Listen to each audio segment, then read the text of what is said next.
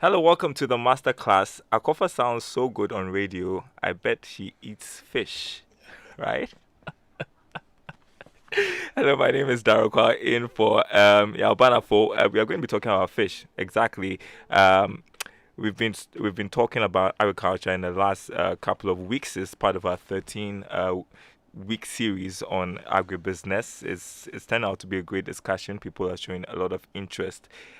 We had a discussion on snail farming a couple of weeks ago. Your feedback has been great. So we are turning to fish farming. And joining me in studio to do the discussion is Evans Kwadzo Danso, who is chief executive and of Flosell Farms, also a WorldFish consultant.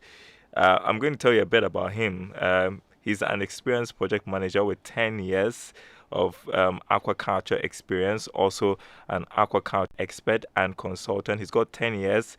He served 10 years as Chief Executive Officer of Flosell Farms. Yeah, 9 years working experience as Project Manager of Nestle South Africa. Trainings in aquaculture across Africa focus on improving aquaculture business expert, and the list goes on. I'm happy to have him in studio as we start this new series on fish farming. The masterclass is brought to you by Gwell Good Energy, Gwell Yenara. So I want to welcome you once again to the masterclass, Evans. Trust your day is going well. Yes, Daryl, thank you. Thank you very much for having me. Okay. Why should we eat fish? Well, it's a very good question. It's good to eat fish because it's very healthy, promotes good health and well-being, Mm-hmm. and a very good source of your essential amino acids needed to keep your life going. All right. And why should I venture into fish farming? Because if you don't, somebody is going to produce your fish for you anyway. And life has always evolved around fish. Even Jesus did a couple of miracles with fish. Mm-hmm. Yes, so it's very essential element of life that we cannot ignore. In ancient time, fishing used to be a good economic vehicle, but fishing is gradually being replaced by aquaculture, and it's the way to go now, because you can't keep having your protein from the wild or from fishing anymore. All right. Thank you for reminding us of what Jesus did with fish. I wouldn't have thought about that. That's Yeah. so clever.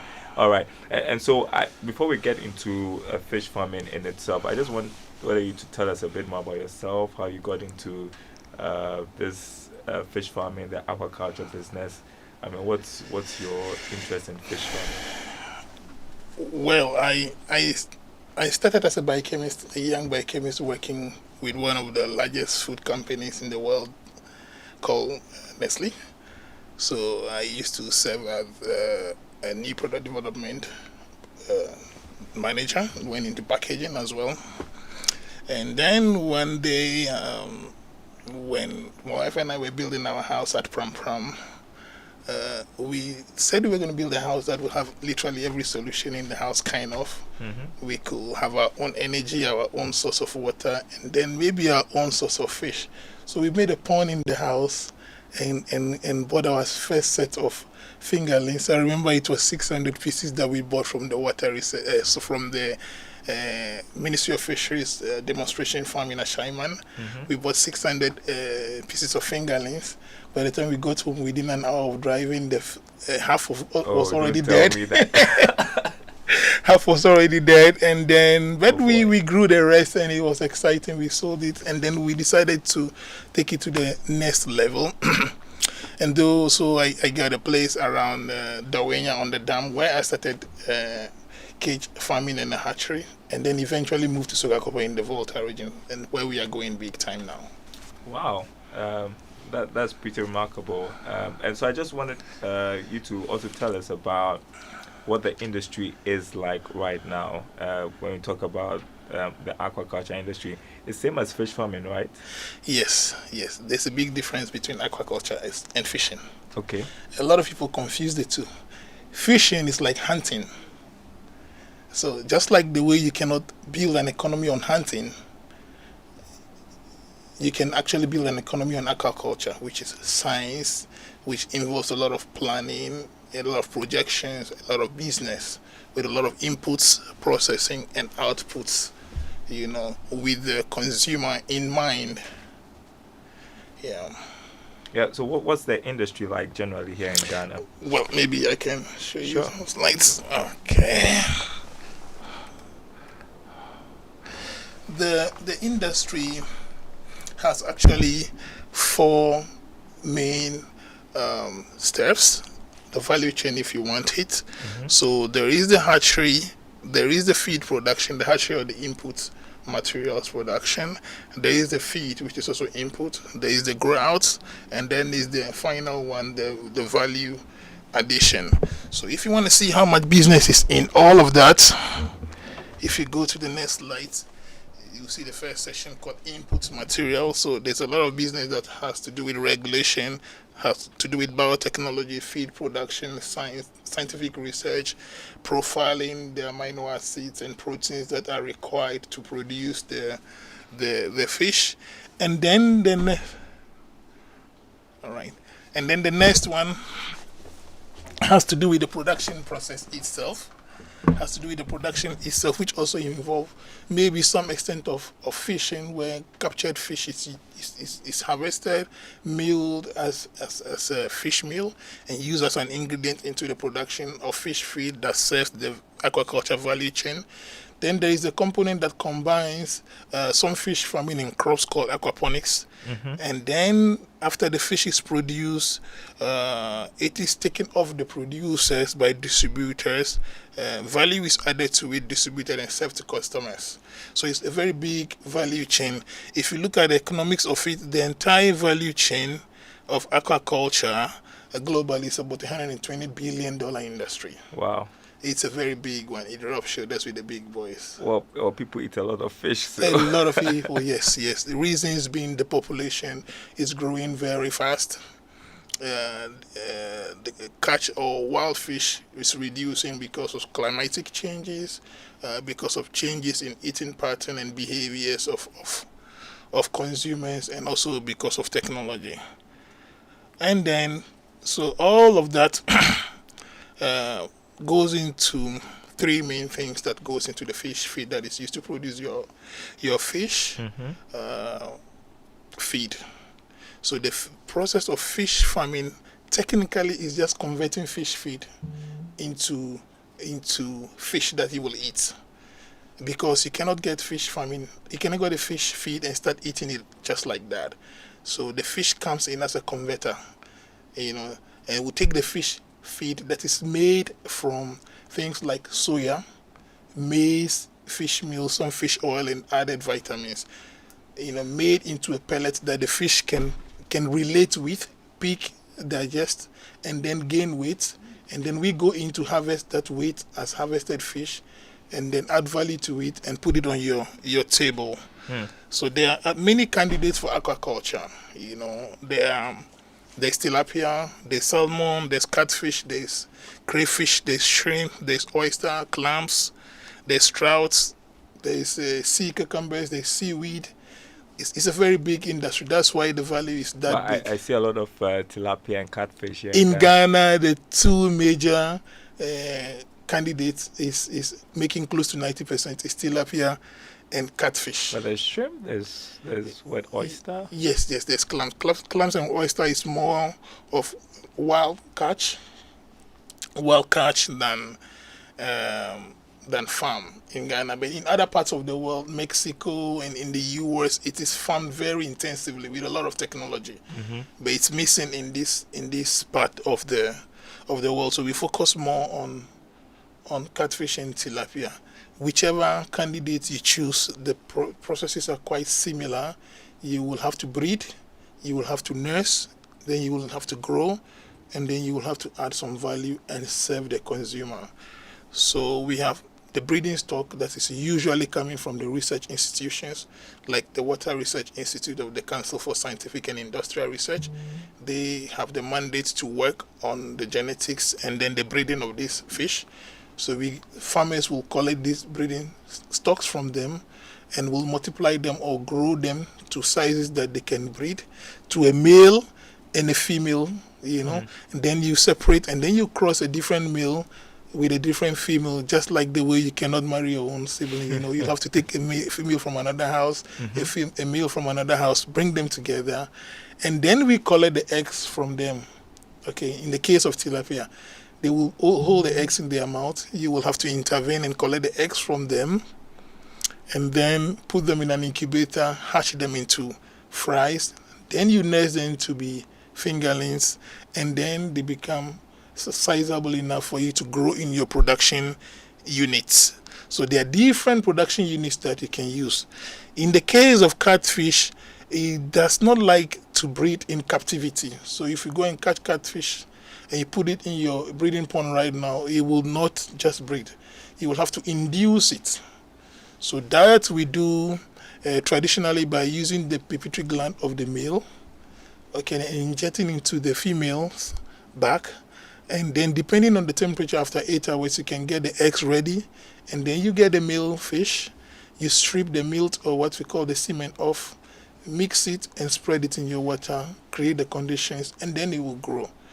Other times we replace the pituitary gland with what we call ovaprene, which is in the market now. So in a way, you save using the brain of the male catfish, but again, you have to use its testicles to get the juice. And then there are various ways to grow the fish, or what we call the fattening. You can fatten in earthen ponds, in concrete tanks, in tanks at the back of your house, in rivers, in lakes, on the ocean, in blackish water, in sweet water, what have you, using various techniques. And there has been a lot of evolution in aquaculture development, particularly in the West.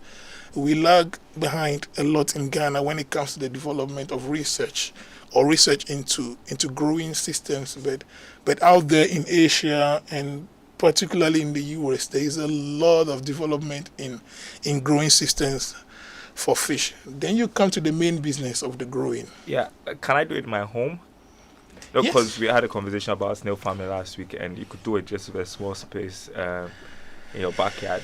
Does that apply to fish farming as well? I mean, what sort of space you need to be able to operate a fish farm? So fish farming is a business of water. So it's a function of the water quality. It's a function of the quality of your feed. It's a function of the health of your animal. Once you have those three things, you can grow the fish anywhere. So if you choose to farm it at the back of your house, make sure you meet the requirements of those fish. Make sure the water is of the quality that the fish wants, not what you want. Make sure the feed is the quality that... How do you determine the quality of water? There are certain parameters that are required for the fish, and we know that scientifically, like the pH has to be between 6.5 and less than 9, even though they can tolerate up to 10 or 10.5. The oxygen, they will prefer oxygen level up to about 5 and above. They grow best. Between 5 and 3, they will grow, but they will not be at the best conditions. They will not reach their maximum potential for you. So if you are not going to grow them at the best conditions, you know the cost issues. And then below 3 is a challenging time for them. It's like being in this room and having very low quality air. They cannot do well there. And then the feed has to be very good, So there are minimum requirements in the diet of these animals that must be met by whoever is deciding to take these animals from their natural zone and keeping them in your home. They are not designed for your home. But if you want to do it in your home, meet those conditions and you can grow your fish. All right. Okay. And how much you need to start a fish farm? It depends on all the factors I mentioned before. You have to manage the quality of the water, manage the feed, and the fish itself. So it depends on the scale that you want, and then you choose which kind of budget to go with. You can have low budget solutions, but you see, you must always remember that whatever cost you have in mind to start your fish farm, the fish doesn't have a copy of your budget. Or what's the minimum? I mean, for people wondering. The minimum will be what the fish wants. Okay. People always want to put numbers to these things because they want to farm the fish their way instead of farming the fish the way of the fish. Well, because I'm asking because somebody has some money. I'll give you a number at the end of the day. So, but I want people to understand that when you want to grow fish, it is one of the few times that the fish will become your boss. So if the fish says it needs 2 grams of feed, you find the money and you get that. You don't say, okay, I don't have money for 2 grams, I have money for this. But I don't know if this answer is helpful for our listeners, because people have monies, they want to invest in something. Okay, let me jump and answer the question the way you want it. Yes. That's a typical non-fish farmer way of asking questions. Let me answer it that way for you. Money is hard to come by these days, and you want to be sure you're investing in something. Yes, that's why we don't like to encourage people to get into it if they don't have the understanding that it is the requirement of the fish that matters, not how much you want to put in it. But if you must do it, for every 1,000 kilos of fish that you're going to produce, you're going to need about 1,600 kilos of feed on the average. And that's going to come to between 16 and 20,000 cedis. Okay. For every kilo of fish that you produce. That means that it's going to take between 16 cedis to 20 cedis to grow 1 kilo of 1 kilo of fish. Okay. So you do your math. You do your math. So if you want to grow 2 fish, you work it out yourself. Yeah. Yes, if you want to grow 2 fish, if you want to grow 1,000 fish, if you want to grow 10,000 fish, you can do the math from there. Okay. Bearing in mind the requirements of the fish, not what you think you can do. Okay. So let's go ahead. Yes, so goes back to the main production process itself, where you will have to be mindful about the feed, where the quality of the feed matters in as much as the quantity also matters. So it's a matter of quality of the feed, quantity of the feed, and rationing the portion as desired by the fish. Because the same fish feed that we are putting in to grow the fish also has the same capability to kill the fish. Just like your child will need food to grow, but the food that you give your child helps the child to grow. The same food has the capability to kill the child if it is wrongly applied. Could you elaborate further? I mean, how's that? The feed is usually an organic compound made up of maize, soya, fish meal, fish oil, vitamins. And the water in which you are growing the fish is almost in a fixed volume. So there's a certain balance that must be maintained in the water between the nutrients to have the biological processes going, because the fish itself is a biological animal. And once you put the feed in and it goes beyond a certain level, it begins to stress the balance of the system. So once the system distorts, the fish will not have the best environment that it needs to grow to reach the potential that it's capable of. So what happens is that first you begin to lose growth potential, and then there's opportunity for fish diseases to come in, and then there's a big chance of you losing your money. Okay. I get it now. You get it now. I'm glad. So now I can baptize you into fish farming. So, I mean, pretty much production has to do with feed, right? That's feed. So the fish is basically converting. So you must manage the feed at the right rate. And then the stocking density. We have a fixed room here. I believe this is about 8 meters by 4 meters. So, remember during COVID, every room was having carrying capacity, like how many people are allowed in the room. I remember. The same way in a fish culture system, there is a capacity. There's a limit to how many animals can be in there based on certain conditions. So you must manage the density very well and ensure that you don't have too much fish and you don't have too less fish also in there. And then you must manage the container. Structurally, it must be functioning well. It must be easy to clean regularly. It must make room for easy water flow and must have a good integrity. Then the water and its environment. We must also make sure that there's always enough water. When the fish says, okay, my water is not looking good, I need water change, you will not say, sorry fish, Ghana water is not supplying water today, so wait till tomorrow. You may not find your fish alive. So the water quality management matters, and the reserve. So you can improve the water quality through techniques like aeration, controlling the lighting, recirculation, and seasonal adjustments. And then lastly, the health of the fish. just like every other animal like we are, there's always health implications if you have to keep animals in large numbers. If you have to keep like 50 people in this room right now, we have to make a health plan. If you go to Ridge Hospital right now, and if let's say it's 1,000 bed and we decide to put like 2,000 people there, there has to be a proper plan to manage the health. So fish also fall sick, basically. Okay. They also fall sick. They also get to the hospital. They get quarantined. They get treated. Oh, wait. They get to the hospital? Yes. Okay. We have fish vets. Okay. We have fish vets. You get to the hospital. Some can make it. It's not simple. Yes, it's not simple. It's not simple at all. And some can make it back from the hospital.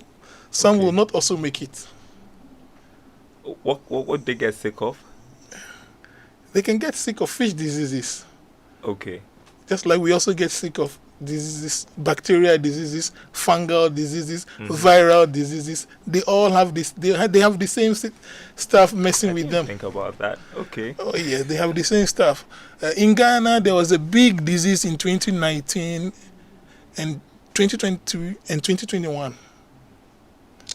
Before COVID, there was what we call, I think 2019 was the first one, called a streptococcus. Oh yeah, I remember that one. Yes, that one killed a lot of fish. Oh, I do remember now. Killed about 40 to 50% on the average from most farms, sometimes 60. And when that was gone, that was a bacterial disease that was temperature dependent. So when the temperature of the growing medium or the water or in the cage or in the pond will go above 31, because the fish likes 28, 29 degrees. So when the water goes above 31, then there's problem. It's party time for this bacteria. Then they will eat up your fish so bad. So then you get to lose a lot. And then after 2019, in 2020 to 2021, we also had another virus called ISKMV. It's a necrosis of the liver and the spleen. It's a condition where the fish loses its ability to excrete waste. Okay. So the stomach will get very bulky because it's accumulating waste. And then they will die. In that case, it was cleaning close to 90% of the stock that was farmed in this country. So a lot of the farms were very much hit. Yeah. So if you are growing your fish, if you have the passion to grow fish, understand that 3 things. It's important to manage the fish in summary. Manage the pathogens that are there because they will always be there. And then manage the water, which is your environment. Right. I mean, especially the aspect about health management is not something you think about when you are venturing into fish farming. And so, like conducting regular health checks, vaccinations, biosecurity measures, stress reduction, disease monitoring, prompt treatment, fish vets. I didn't know about that. Yeah, so you have to take all of that into consideration, so that you have quality fish. That's pretty interesting. Yes. You're listening to the masterclass on Joy 99.7 FM. We've started a series on fish farming. I hope you've had some good education so far. In studio with me is Evans Kwadzo Danso, who is Chief Executive of Flosell Farms, also a WorldFish consultant. He's been doing a great job so far this afternoon. And so if you're listening, if you have any questions, we have a lot to cover, actually. Much more to cover. I don't know if he's coming back as for a second week, Sarah. You have to confirm that with me. If you have any questions, you can send to our WhatsApp line 05511 11997 05511 I don't know if we'll have time to pick a phone call, but just take note of the studio line just in case.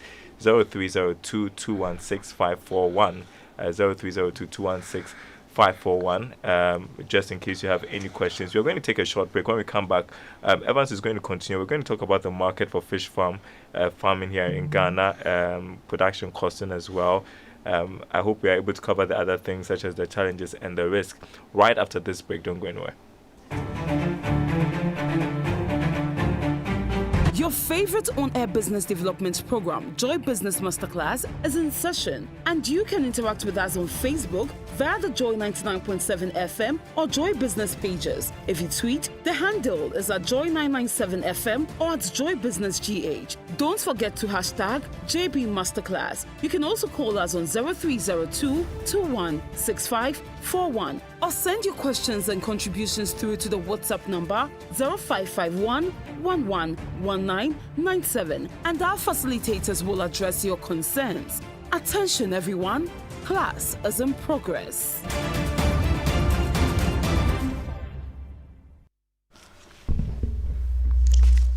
All right, hope you had some time to get a cup of coffee or water, anything. You are listening to the masterclass here on Joy 99.7 FM. Hope you are taking notes as well.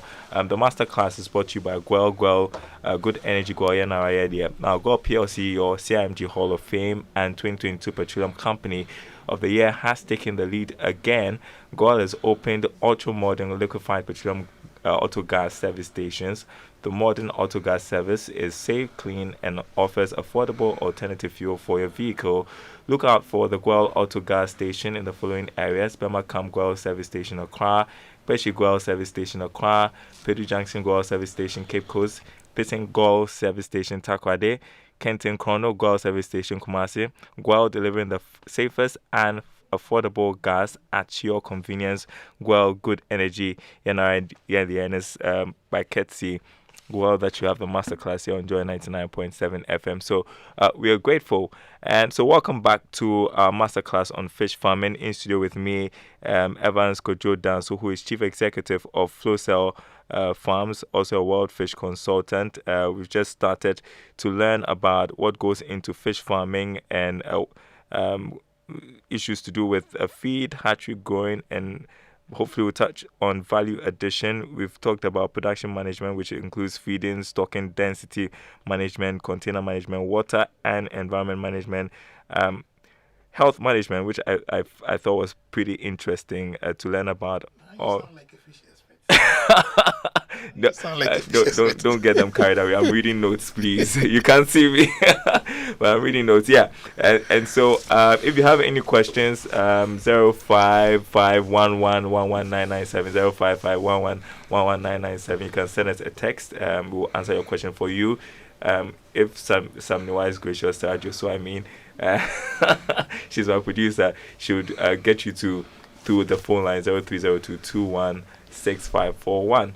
And so let's talk about the market. Some questions I think coming very soon, but let's talk about the market for fish farming. Of course, people want to invest in something they find very lucrative, right? What's the market like in Ghana so far? Maybe you can give us, I see you have a chat. Is it Africa or the world? Worldwide? Yeah. Maybe you can give us an idea and then we'll zoom into Ghana. Aquaculture or fish farming is a very powerful economic tool that can bring rapid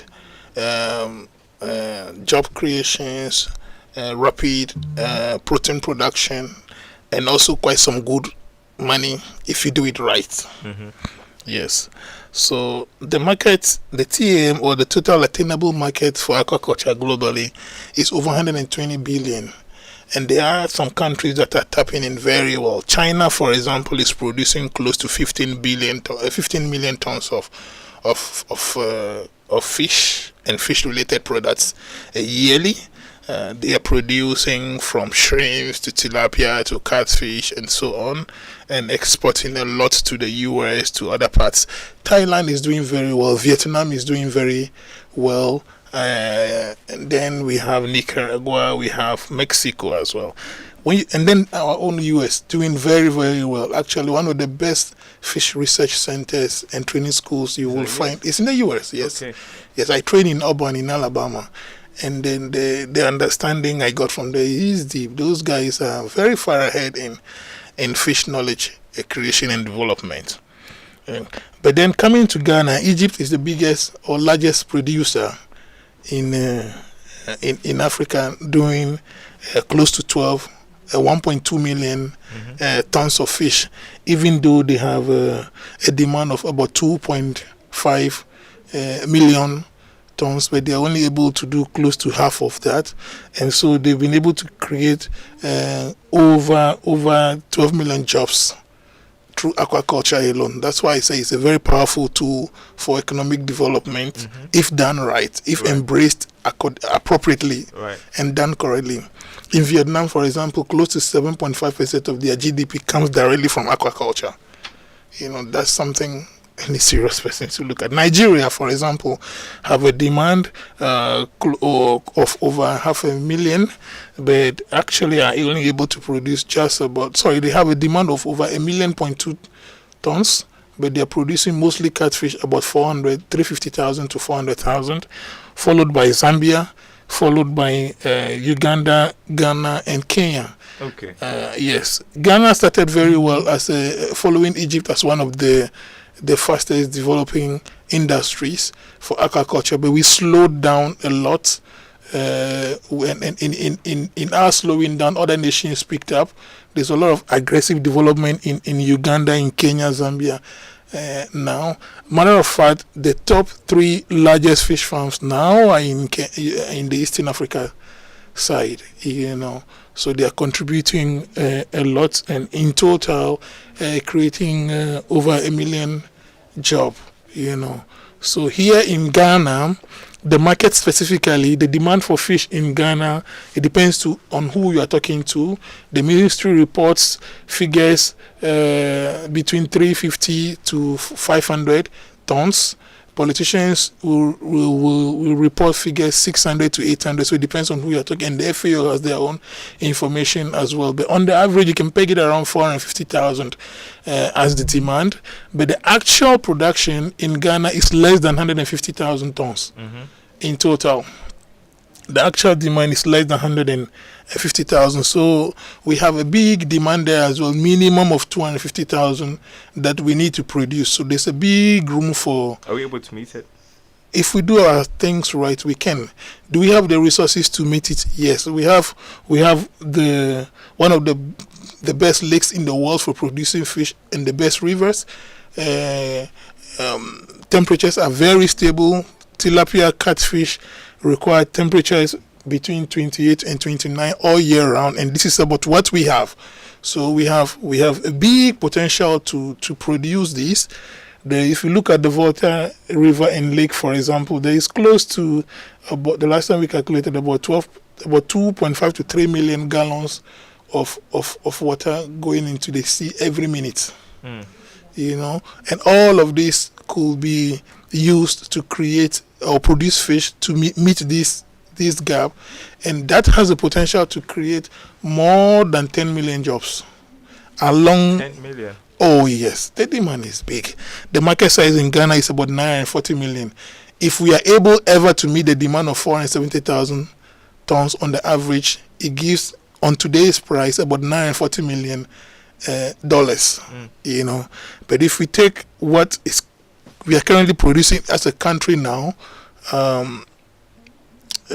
being 135, we are doing less than $100 million as an industry. So it depends on you as an investor or somebody who has an interest, how much of this cake that you want to bite. So if you are sitting at home listening to us and you want to invest in it, you look at the numbers and then decide what you want to do to contribute to this, and then you start by taking the right training. I've seen people who will do the investment first before going after the knowledge. Meanwhile, it should be the other way around.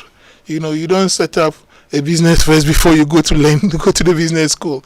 But interestingly, we tend to do it the other way around. So first, if you are listening to us and if you have the interest, there are so many ways to learn. Just be careful, because there's a lot of equally bad knowledge out there. Right. That when you get installed in your head, it's a lot of work to uninstall that bad knowledge and replace it with good knowledge that is required for you to produce the good quality fish, first of all, and then taking your bite of this economic cake. 05511119997 is the WhatsApp line. There's a message here that with no name says, how do you know the fish is sick? I think we will find that very interesting. So maybe you want to go through that again. Yes, there are clinical signs that you will see that depend on the kind of fish. It will be interesting. We even have hole in heart in fish like catfish. Oh, you don't? Oh, yes. We have yellow liver, yellow kidney, all those things are there. For tilapia, there are all kind of signs that you will see. Sometimes the swimming will not be erratic. So we tell people who study with us, we say first thing you must do if you want to grow fish is to go to the school of the fish. by learning the fish first, or knowing your fish. Okay, so first you must know your fish. Just like if you will work at the bank, you will be introduced to a couple of fake currency notes and good currency notes. You must have the ability to tell the difference, so you can tell a healthy fish from a non-healthy fish. So you can pick the first sign, because you are there before the vet will come. So you must know your fish, and this you will get to do if you go to the school of the fish. Some signs, I can mention some clinical signs. Sometimes the eyes will get bulgy. Sometimes they have erratic swimming. Sometimes they have part of their body entirely being eroded off. Sometimes they also get deformed. You know, they have all kind of parasites, countless parasites that attack them from their brain. There's even one that I know that can even get into the mouth of the fish through the gill. Wow. And then get attached to the tank, and wherever portion of the tank it gets attached to, it can bite that portion, keep biting until the tank drops off. So the fish will not have the right length of tongue. Just like if you don't have the right length of tongue, you cannot even swallow, you cannot do so many things, and then the fish loses out and dies. So sometimes the signs are visible for the eyes to see, sometimes they are not. But if you are a good candidate of the fish, if you know your fish very well, and if you approach the growing system with feed to feed them, when you see the behavior, you know that it's sick. You know, we've nursed babies several times in our lives, and you see that even though your child cannot talk, a baby cannot talk to you. When the baby is sick, you can tell, right? Yeah. You can see it's not responding to maybe the breast milk or the feeding very well. It's not sleeping well. It's sweating. It's uncomfortable. You will see the same thing from the fish if you open your eyes well enough. It speaks so loud. Very, very observant. You've got to be very observant. This message to me is from Dorcas. She says, how long do I need to be trained to start a fish farm? If you want to be a grower, or if you want to be a breeder, it depends. The duration varies from a month to 4 months. But I can connect to the producer, our training coordinator, our training manager, so that whoever is interested can link up with her. She's called Miss Arinte, and then when you get connected to her, she will find the right program for you to subscribe to. What does training entail? Well, okay. When you come to us as Flosell, we have training programs with various organizations that we do. We have one with the American Soybean Association, sponsored by the Department of Agriculture, where we take on graduates from the university who will have done a 4-year or more degree in sciences, aquaculture, fish health, or any other health-related thing, or veterinary school. And then we will put you at the farm for 4 months or 16 weeks, and you get paid to learn. You know, that's one thing. And then there is another one we also do with the WorldFish that we do in about 11 countries.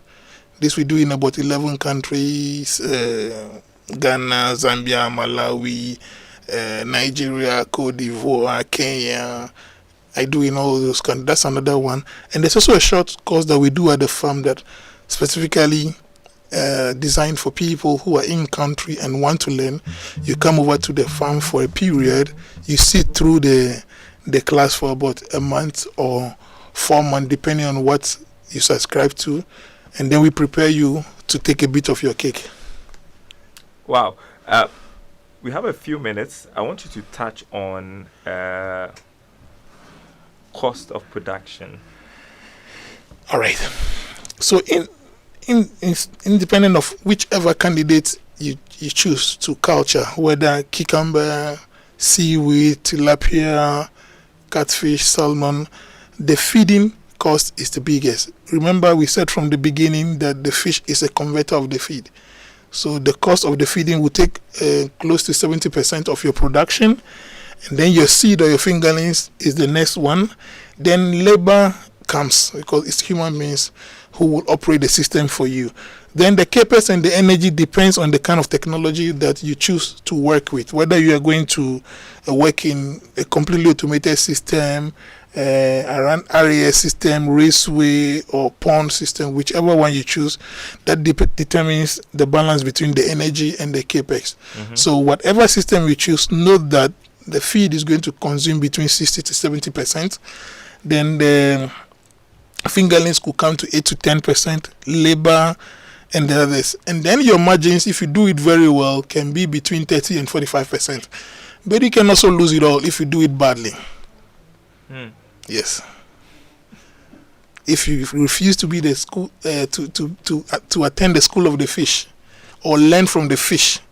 I mean, to be a student of the fish not necessarily mean going to sit in class to learn, but learning from the fish directly by observing, because you miss more by not looking than by not knowing.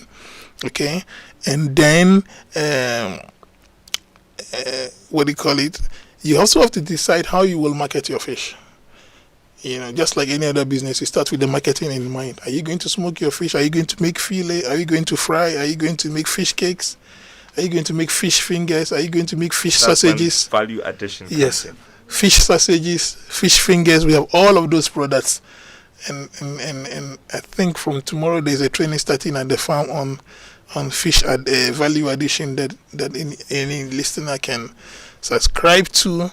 But just to sum it up, it's quite a very big industry, you know. Right. I'm going to let you drop your number, just for anybody who wants some more information. Okay. On fish farming, somebody looking to start one, somebody looking to invest. And I think we are going to have you back next week to continue, because I don't. It's not possible. Next week I'll be in Kigali.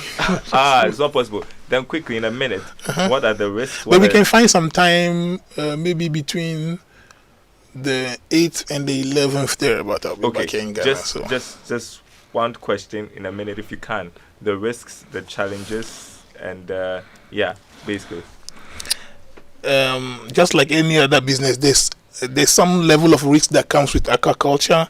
You need to think about biosecurity, where your inflows are coming from, inflow of your feed, inflow of your fish, and inflow of your fish itself. You need to have a plan to manage the health of your fish in case they fall sick. Make a plan for theft, nutrition of the fish. Sizing of your investment matters. I've seen people who have come to buy 100,000 fingerlings to grow, meanwhile they have money to feed only 1,000 fish. Okay. Meanwhile they have money to feed. They have feeding fee for only 1,000 fish, and they have come to buy 100,000. So sizing your investment is very important. If you size it wrongly, it can also be a risk. Okay.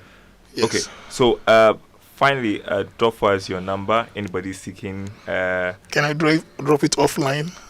But maybe you can follow our Facebook. I think the producer will put our Facebook and our website online.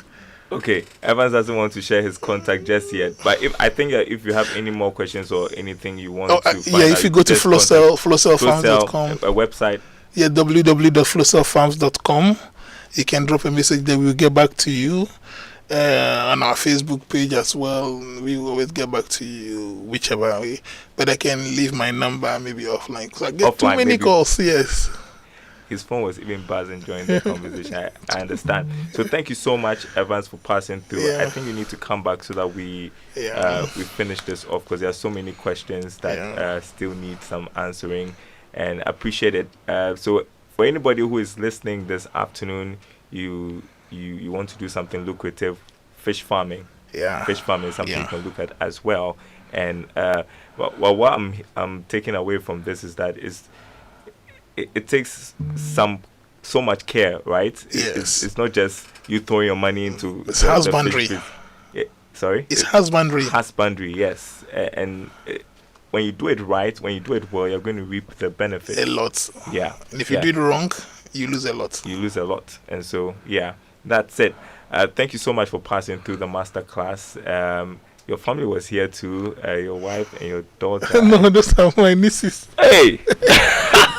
Why did I just assume that was your wife? So your niece is here. Why did I just assume that was your wife? I don't Somebody know. told me it was family. Your nieces are here. I just give you moral support. And thank you so much for passing through the masterclass. And so we're back next week with some more of the masterclass. My name is Daryl Kwawu. Thanks for listening. Our cover continues with Ignition. Don't go anywhere.